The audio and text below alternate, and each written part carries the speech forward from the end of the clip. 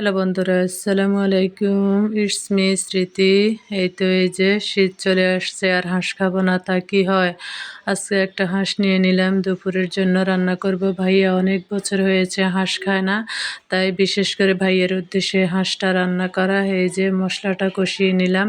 আমি কিন্তু সবসময় সরিষার তেল দিয়ে গরুর মাংস, মুরগির মাংস, হাঁসের মাংস রান্না করি। আমার কাছে মনে হয় যে কালারটা অনেক সুন্দর আসে আর খেতেও কিন্তু খুবই ভালো লাগে।